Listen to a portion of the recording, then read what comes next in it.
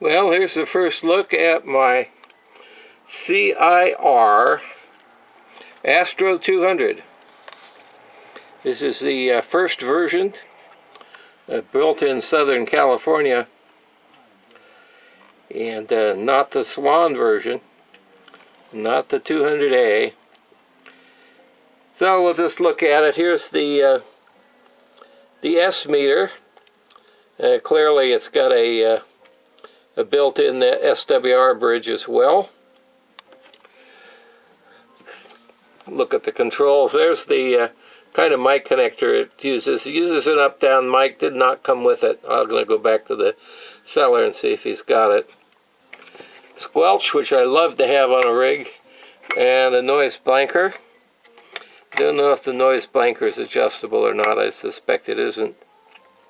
Here's the meter. You can read ALC forward and reverse, so there you go.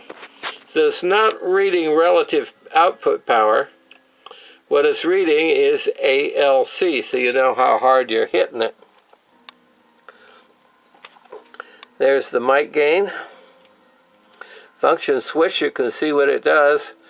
CW wide narrow, we'll have to look into that and see if it's got a narrow filter in it. And it looks like it's got a WWV position. That's handy. Push to talker Vox. Got an RF attenuator. Display dimmer. On and off switch. There's the band switch, the big 5. 80, 40, 20, 15, and 10 meters. This has no tuning knob. It's up and down buttons, fast up and down and slow up and down. It's got fine tuning and receiver incremental tuning. So I've yet to really figure out how that's supposed to work. But we'll figure it out, I guess, once we fire it up. So it's dirty, but I don't know, the 10 meter band position is not very good, so we got to clean these controls. These controls feel dirty, and that function switch seems not to move at all. So there's evidence on the cabinet of corrosion.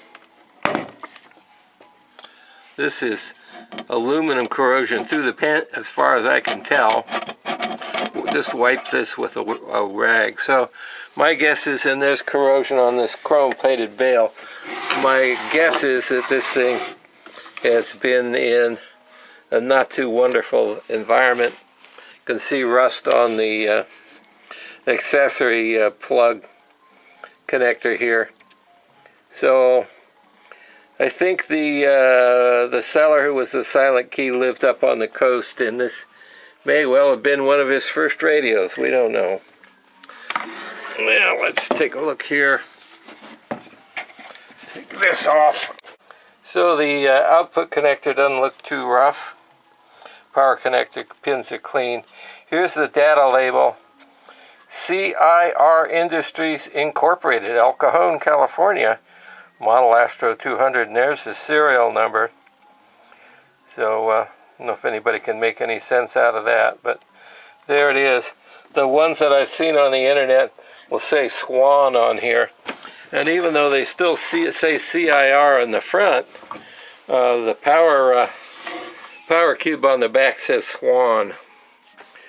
So this is clearly pre-Swan in every way. Take a look underneath. Yeah, not too bad, but not a spring chicken either. So we'll open it up, and that said something here, which I cannot read. Something adjustment. So no manual. We'll get all the info and find out, but I think we'll take the cover off and just see what we got. Okay, well, here's the great unveiling. And this is what we got inside. And it looks like a G10 glass board. The filters say Network Sciences, Phoenix, Arizona, and they provided filters for Atlas and I believe for Swan. I think the crystal filters in my Swan SS200 are Network Scientists. So 5.6 400/8, 5.6 2.7/8. So what we got here is a 400 cycle CW filter and a 2.7 KC sideband filter. So this radio should sound very nice.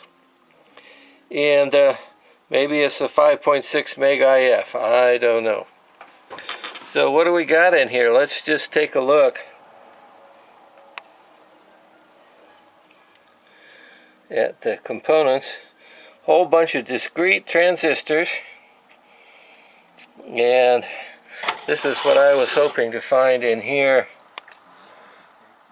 7400 series Motorola ICs, and that's what I wanted to find in here, because those are common, well-known, and available. Not sure what this one is. So this is interesting. Here's a display board with ribbon connectors over to the main board. We got one main board, and it looks like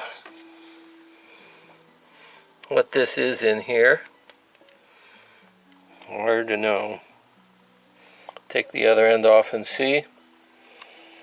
It's a little thumb wheel pots.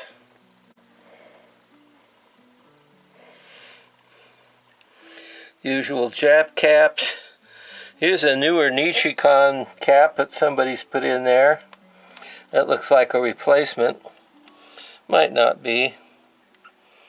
And I don't know, I can't, maybe we can zoom in and read what one of these transistors is, but I think probably not going to have enough light to read it. I have to get a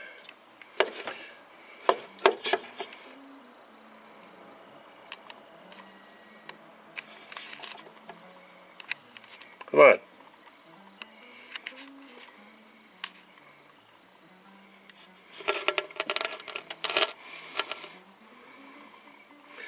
Well, we'll get a better light in here and get an idea of what we got, but finding a G10 glass board in here is more than I could have hoped for. Somebody on the internet said these guys made some stuff that was sold to the government, so maybe it was that good. Who knows? Well, we'll figure out what we got going on in here. I don't know what's under this shield. I haven't got much of a clue right now. Might be the SWR bridge, or it might be the low-pass filters. Let's see, where is the band switch located? Yeah, the band switch is located here. So it's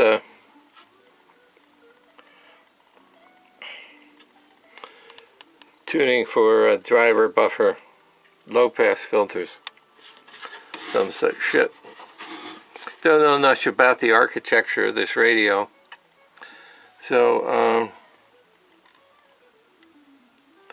I don't see a whole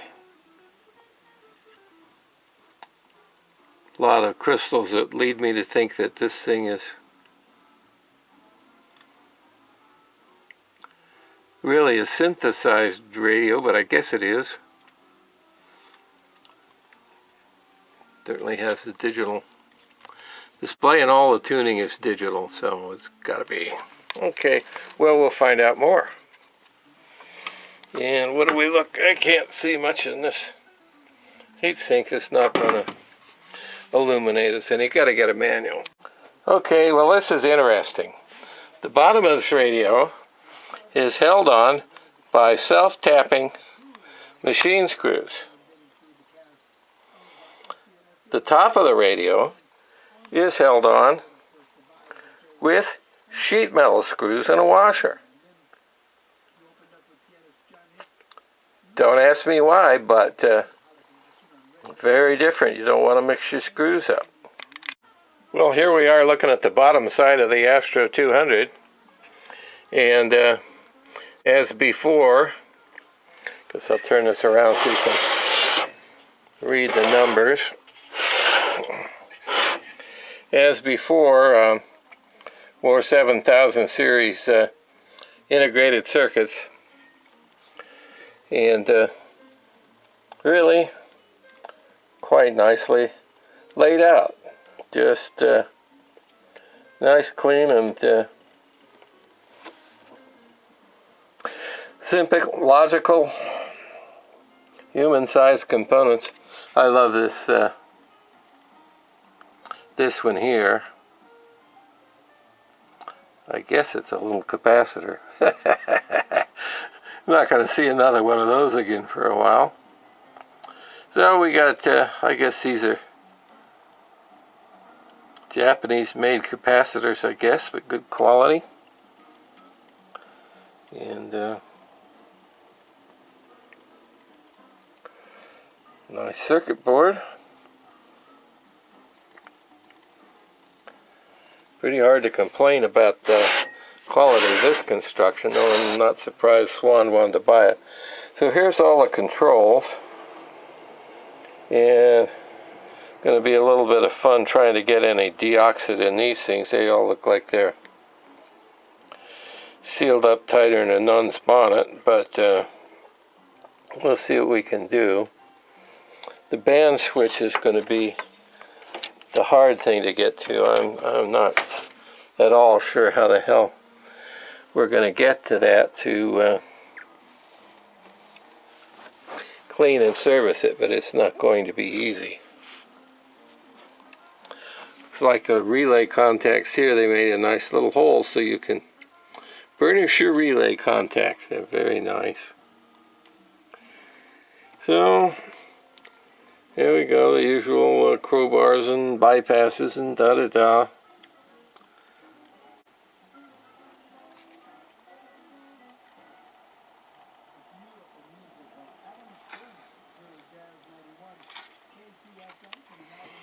Not really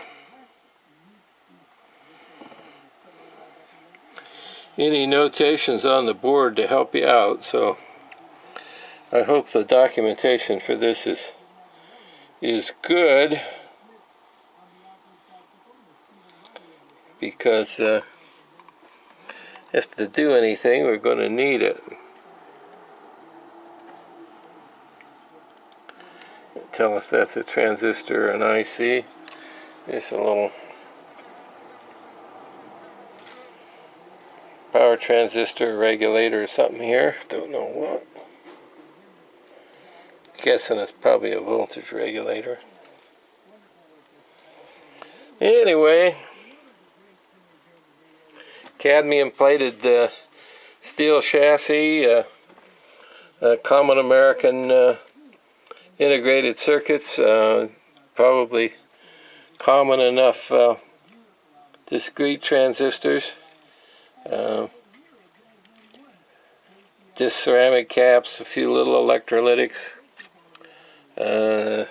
No real magic in there. There's probably not going to be anything that's really unobtainium in this, and that's good. I mean, it's old, but the good news is it ain't expensive old. So I don't know. You know, we'll try to clean it up and put a little power to it and see what color smoke comes out of it. What else can you do? Well, I don't know if I'm going to be able to stand it, because everything in here is American. Here's a chip by Signetics. all these transistors say Motorola on them. They either say MPS or got a 2N number. Here's chips made by Texas Instruments. That might be, I don't recognize that symbol. I don't know who that is. But Texas Instruments, Signetics, Motorola, it's all doggone American devices. And I don't know, what can you say? See anything like this in Coon's age. The real problem here is that this VFO is not made to get into. Here's this chassis bent out of one piece of metal, comes all the way around. These screw heads are buried under there. You can't get those out. There's a U shape here. This U shape goes about that far down, and on the other side it wraps all the way down around. You can see the seam where it overlaps, but there's nothing but circuit board all the way under there. And if you get on the other side, same deal. These ground lugs are soldered to the chassis, so you can take the screw out, try to bend it up, or you can try to unsolder them, but you're not going to get very far because under this cover you've got circuit board. So there's little coil and capacitor, you know, the what do you call it, the low pass filter for each band under here, but how are you ever going to get to it? I don't know. I'm not even sure how they got this thing in here, but it must have been with great difficulty. And they built that whole band switch low pass filter board as a unit, tested it, and then put it in here. And you'd have to unsolder the whole Marianne and take the front panel out, unscrew all these screws, try to get a thing out of there. It's very difficult to figure out how it's mechanically held in there.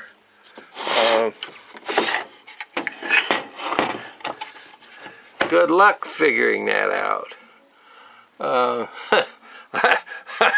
I'm not able to do it in a couple of minutes, I can tell you that. But that's going to be the real bear in trying to service this thing. And unfortunately, that's the thing that I want to service the most. I want to get in there with my deoxit and spray all those contacts. I want to lubricate you know, both ends of the bezels and bearings for the shaft, clean it, look at it. I don't think we're going to be able to. So it's going to be highly interesting. Well, here's the second most important switch in the radio after the band switch, and this function switch was just frozen up. So I squirted a little bit of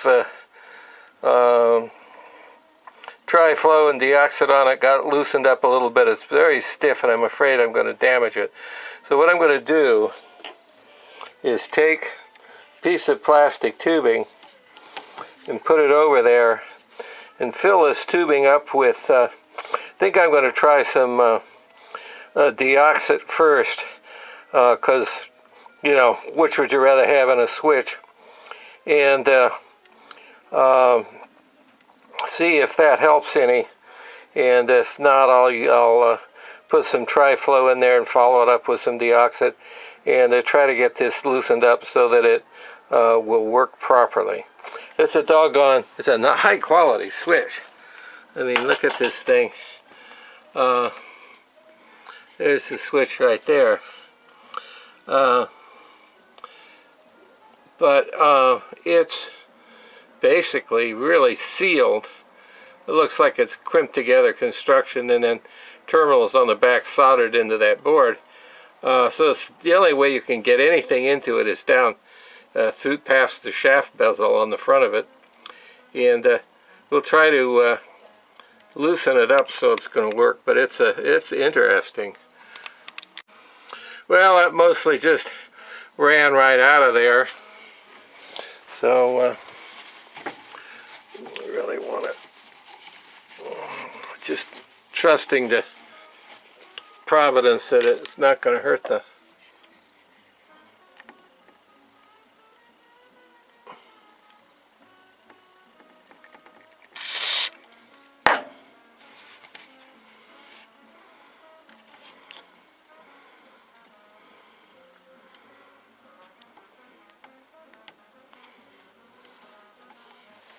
I'm going to blow on it.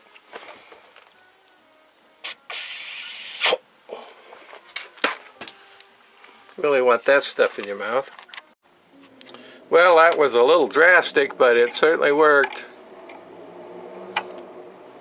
Now, I can turn this thing easily. I'll put the knob back on it. Okay, so here we go. That's the first time I've ever used that trick of using a piece of plastic tubing over a shaft, but this case it was basically, it wouldn't turn at all when I started.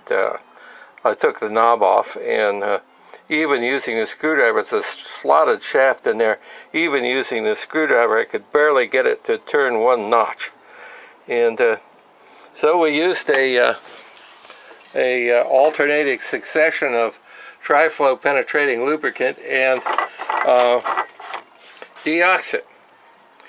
And the deoxit has some acidic solvents in it as well as lubricants. And tri-flow has penetrating solvents and silicone and Teflon lubricants in it. And I did not want to fill the switch with lubricants, but I did have to get it down past the where the shaft goes through the bezel, because clearly that's where they always hang up. Well, I've got one very clean, well lubricated patch of panel. A lot of the rest of the panel is still dirty, but we'll take all these knobs off and put a little drop or two on these shafts with maybe with a Q-tip or something, and see what we get. Well, here we are. And this has only got 11 volts on it, and I'm not getting any real audio out of it. But there's 80 meters, 40 meters, 20 meters, 15 meters, but watch this. Uh-oh! Somebody's been in here. But at any rate, so the tuning works.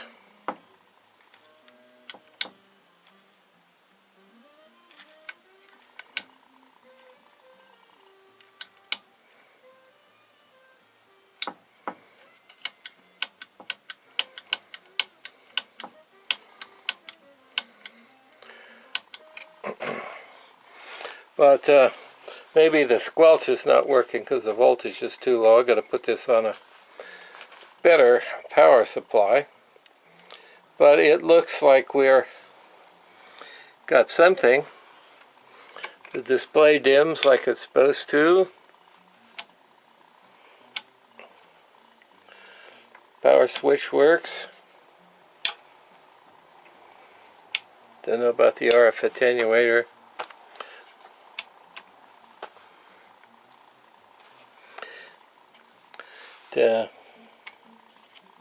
When I turn it to CW, I hear a tone. I'm afraid that might mean it's trying to key up.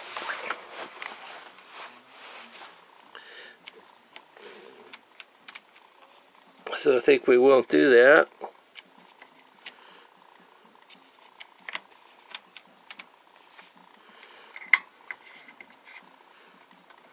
Got the audio gain all the way up. Not getting any audio out of it really, except for that little bit of side tone. But clearly we've got the tuning and the display works, and we'll get the right voltage on it. Maybe we'll get some audio.